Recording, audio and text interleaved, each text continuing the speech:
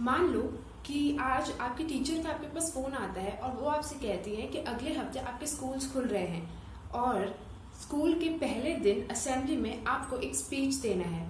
तो आपका रिएक्शन कैसा होगा? वो दो तरह का हो सकता है। पहला, या तो आप बहुत एक्साइटेड हो जाएंगे कि वाह दिस इज सो एक्साइटिंग, मुझे स्पीच देना है।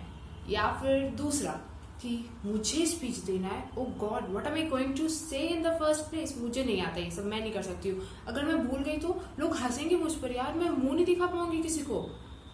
अब ये तो आप पर डिपेंड करता है कि आप किस कैटेगरी में हैं।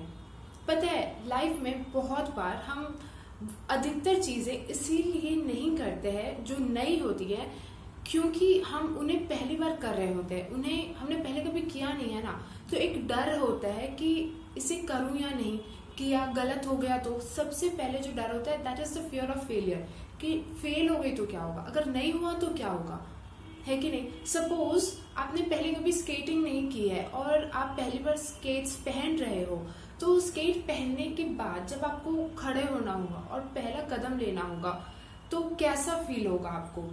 आपको डर लगेगा, 10 तरह के ख्याल मन में आएंगे कि खड़े भी हो पाऊंगे या नहीं, गिर गई तो चल ही नहीं पाऊंगी मैं तो, यार ये तो इतना भारी है, कैसे होगा, नहीं होगा। बहुत सारी चीजें आती है because again you have not done this before.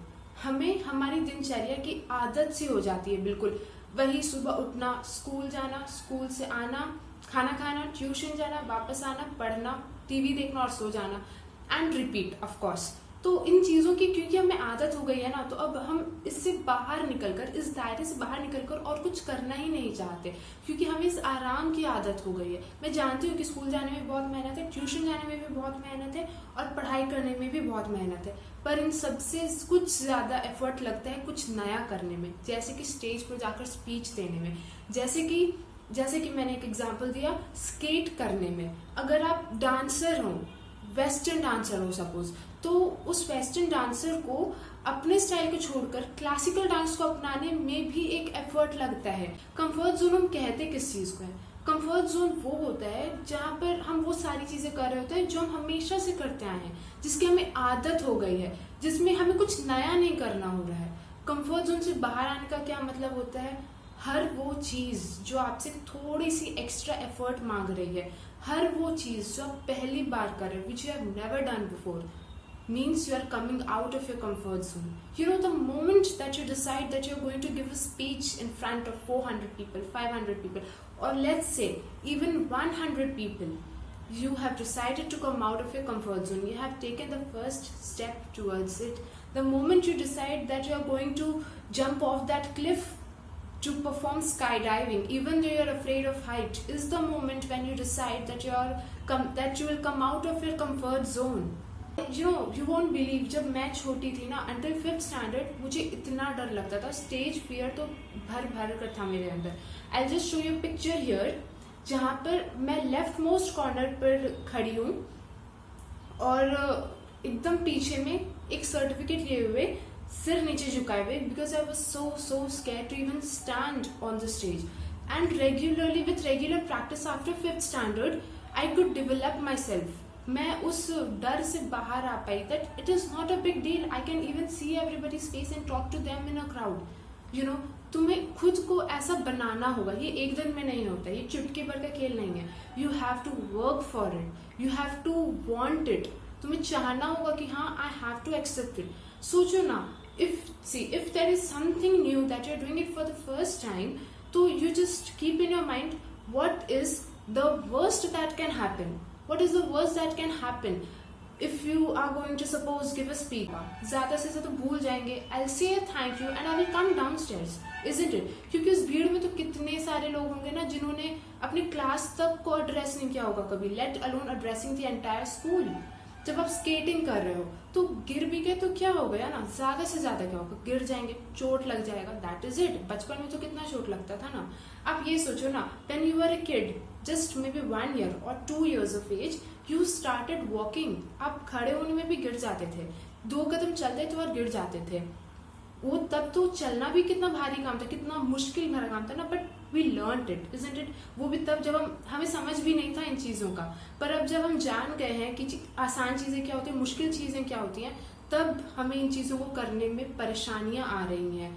सो ये this is all just a game of mindset, just a game of mindset. You know once you decide कि मुझे ये करना है ना, तो फिर there is nothing that can stop you. फिर कोई कंफर्ट जोन नहीं होता है, कोई काम मुश्किल नहीं होता है।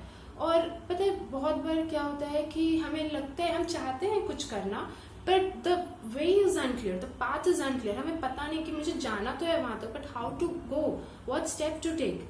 आपने बचपन में एक टीवी शो देखा होगा बेन 10, उसमें एक कैरेक्टर थी या a female character who could walk on air. She only new कि उसे यहाँ से वहां तक जाना है। वो जैसे ही एक कदम बढ़ाती, एक पर्पल कलर का प्लैंक उसके पाँव के नीचे आ जाता इन द एयर। फिर वो दूसरा पाँव बढ़ाती, फिर दूसरा प्लैंक उसके पाँव के नीचे आ जाता था। What was this? अगर अभी हम उसे अपने लाइफ से रिलेट कर कर देखें, तो आप ऐसा सोचो ना कि आपको जाना है, you know where you have to go, but you don't know the way, it is so unclear, so hazy. तो आपको बस एक कदम बढ़ाने की देरी है। ट्रस्ट मी, मैं बस हवा में बातें नहीं कर रही हूँ। I have experience this in my own life कि मुझे जब भी कोई काम बहुत मुश्किल लगता है ना, मैं बस निकल जाती हूँ उसे करने के लिए। कि जब मैं शुरुआत कर दूंगी ना, तो वो रास्ता खुद ब खुद बनता जाता है, as if the entire force is working to help me out. तो अगर कभी कुछ मुश्किल लगे ना, तो याद कर लेना वो बेन 10 वाला एग्जाम्पल जो मैंने दिया है कि मुश्किल लगे तो just set off to do it. करना शुरू करोगे ना, रास्ता खुद ब खुद बनता जाएगा। नथिंग इज टू डिफिकल्ट अगर तुम डिसाइड कर लो that you can do it. Comfort zone से बाहर आना कोई एक बार का प्रोसेस नहीं है, it is a recurring process जो आपको हर दिन करना पड़ सकता है। आप ये नहीं बोल सकते हो कि आज आपने कोई एक स्किल सीख लिया, आज आपने अपने एक डर को खत्म किया, तो आप अपने कंफर्ट जोन से बाहर आ गए हो। ऐसा नहीं है।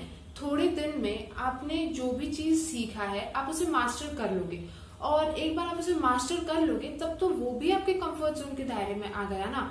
अब आपको उसकी भी आदत हो चुकी है, मतलब अब आपको अपने लिए एक और सेट करना पड़ेगा, एक और चैलेंज आपको खुद को देना होगा कि यार चलो इसे कर कर देखते हैं।